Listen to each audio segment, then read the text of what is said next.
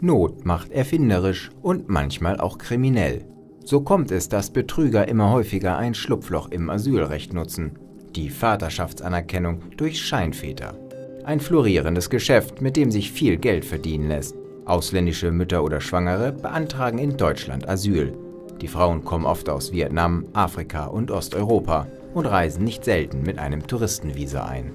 In Deutschland suchen sie dann über einen Vermittler einen deutschen Scheinvater, der die Vaterschaft anerkennt. Natürlich gegen Bezahlung. Für Vermittler, Scheinvater, Rechtsanwalt und Notar kommen so schnell mehrere tausend Euro zusammen. Dafür ist das Bleiberecht für Frau und Kind gesichert. Allein in Berlin sollen über 700 Fälle bekannt sein. Die Dunkelziffer dürfte höher sein. Die Berliner Staatsanwaltschaft spricht von mehreren Fällen pro Monat, die neu dazukommen.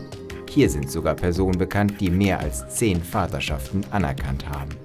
RT Deutsch liegt exklusives Material vor, welches die Masche der Vermittler zeigt. 2 Lockvögel geben sich als interessierte Scheinväter aus und filmen mit versteckter Kamera. Also du bist vertrauenswürdig, alles ist in Ordnung, nicht dass du abspringst oder irgendwas sagst, nee, will ich nicht mehr oder so. Also musst du jetzt sagen. Ich wollte mir jetzt anhören, wie das abläuft.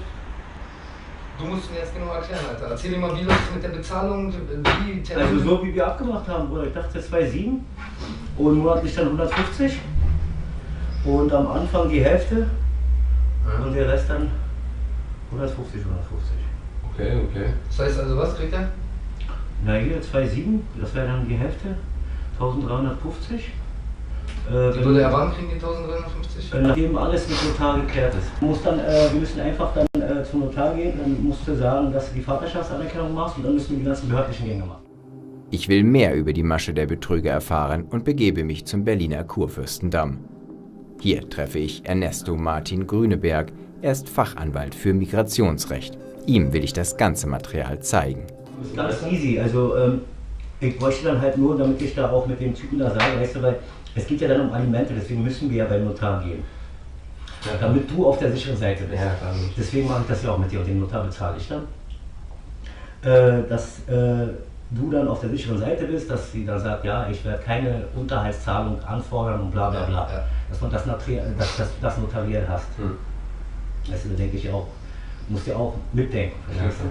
Und dann kannst du dann auch so sagen, okay gut, hier Vaterschaftsanerkennung, von was willst du denn, weil automatisch würden das Jugendamt zu dir kommen und bla bla bla, weißt du? Nicht sie selber, aber der Vaterstaat würde dann zu dir kommen und sagen, na was verdienen sie denn?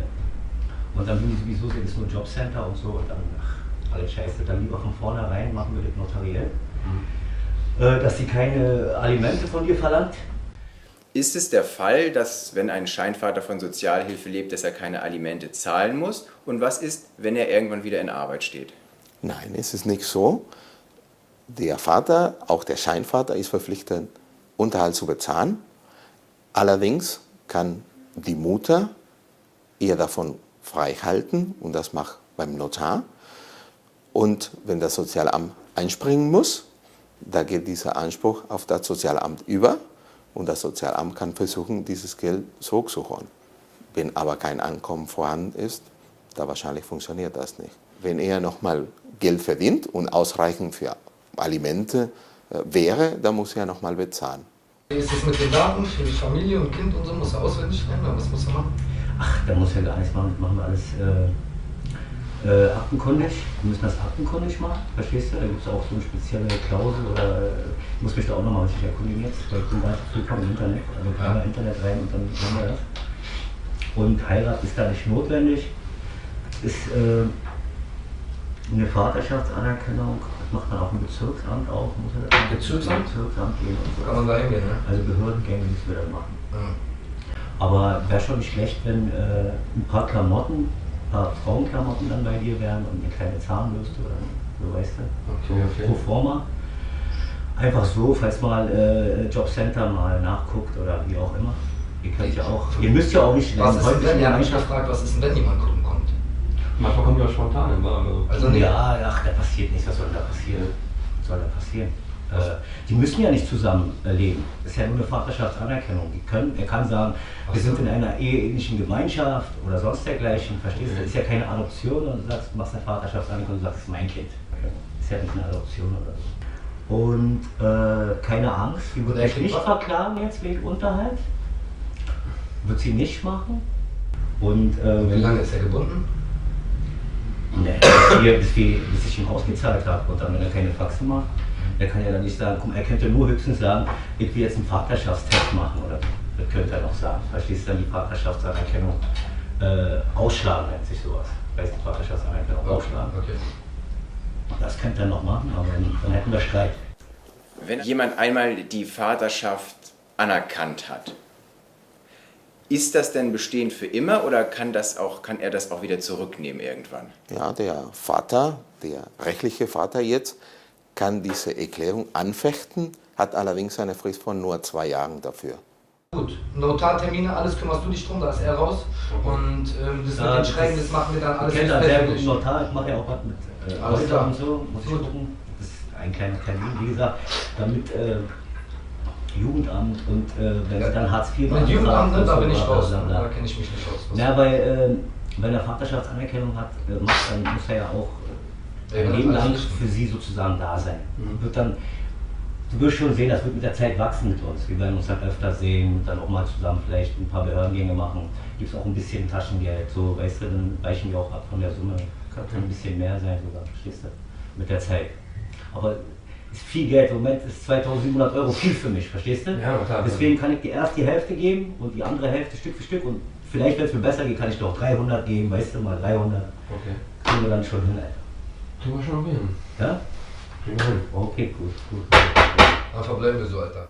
Ist es so, dass eine asylsuchende Frau durch die Anerkennung der Vaterschaft durch einen deutschen Vater automatisch ein Bleiberecht erwirkt und bekommt sie dadurch auch Sozialleistungen, wenn sie nicht arbeiten sollte? Also, die Frau kann ein Bleiberecht bekommen, weil sie dann die Mutter eines deutschen Kindes ist. Das ist nicht im Asylrecht zu suchen, sondern im Aufenthaltsrecht. Das ist aber eine Tatsache.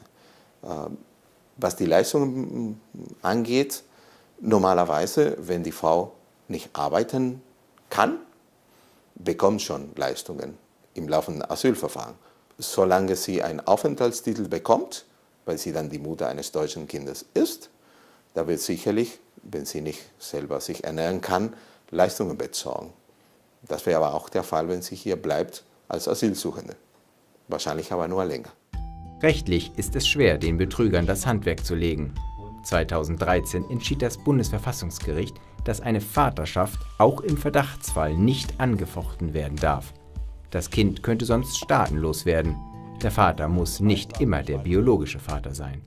Die ganz herrschende Meinung sagt, dass er sich nicht strafbar macht, weil es ist nicht notwendig nach dem Gesetz, dass er der biologische Vater ist. Es reicht vollkommen, wenn er einfach erklärt, ich bin der Vater.